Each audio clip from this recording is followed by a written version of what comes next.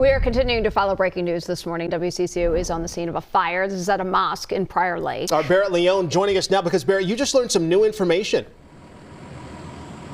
Yeah, I did. We know that potentially dozens of families, students are now displaced because this mosque that set ablaze overnight was also home to a private Muslim school. We spoke with neighbors who say that students from across the South Metro attend this school. So it's not just impacting the Prior Lake community, it's really impacting the broader South Metro. So I want you to take a look at this video. You can see the roof is really torn up here. That's where it appears the brunt of the hit was taken by these flames. Now, our photojournalist, John Murphy, he got on scene around 2:30, so crews really have been battling this fire for hours now. The flames, the cold, and the snow all together.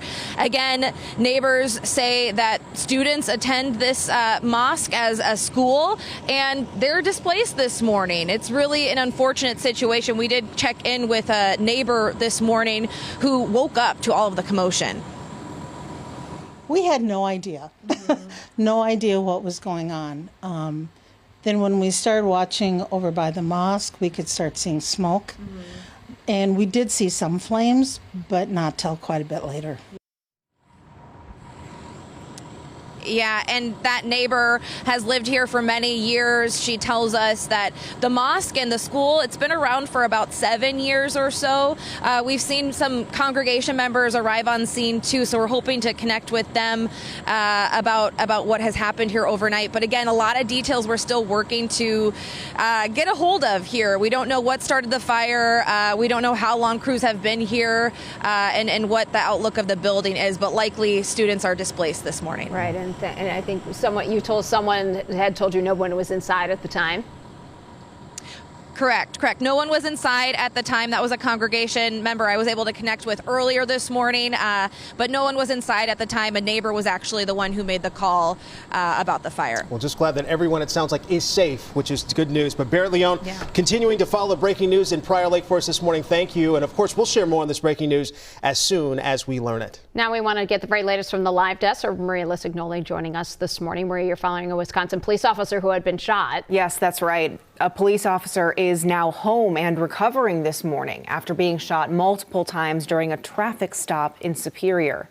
Now, Superior is just over the Wisconsin border from Duluth. The incident started when two officers had stopped a vehicle believed to be related to a domestic dispute.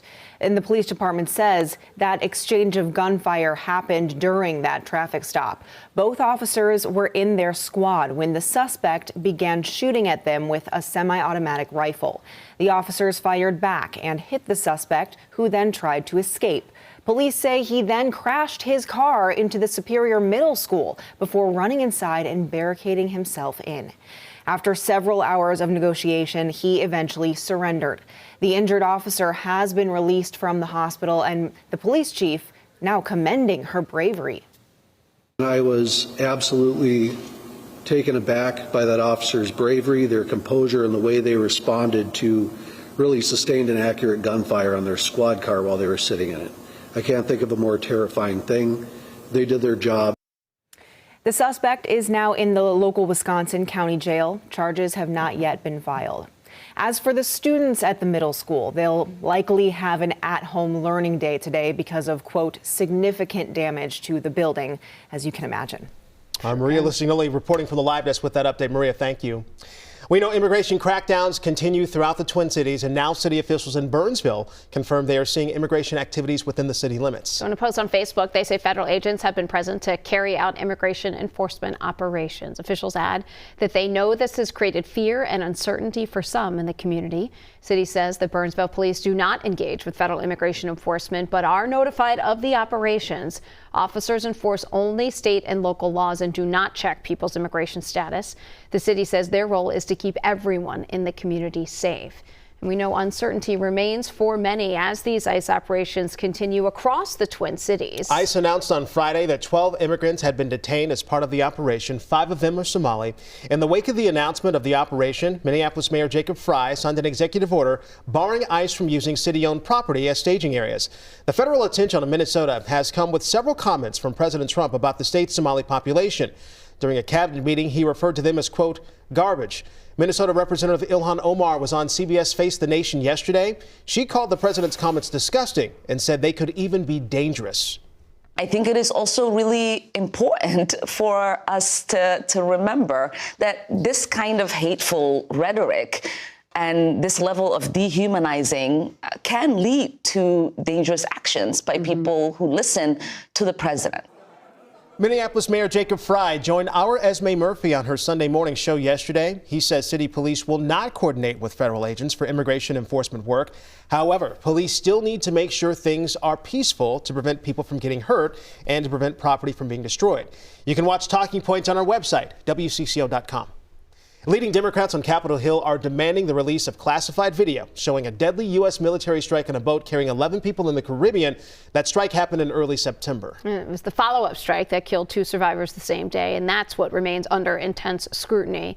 Last week, a bipartisan group of lawmakers received private briefings. This is from the Joint Chiefs of Staff Chair General Dan Kane and Navy Admiral Frank Bradley, who had led the mission. Over the weekend, Defense Secretary Pete Hegseth defended the Trump administration's efforts to go after so-called narco-terrorists and said the second strike on September 2nd was justified. There was a link-up point of another potential boat. Drugs were still there. They were actively interacting with them. Had to take that read. I said, Roger, sounds good. Since then, the U.S. has conducted more than 20 strikes on suspected drug boats in the Caribbean and Eastern Pacific, killing more than 80 people.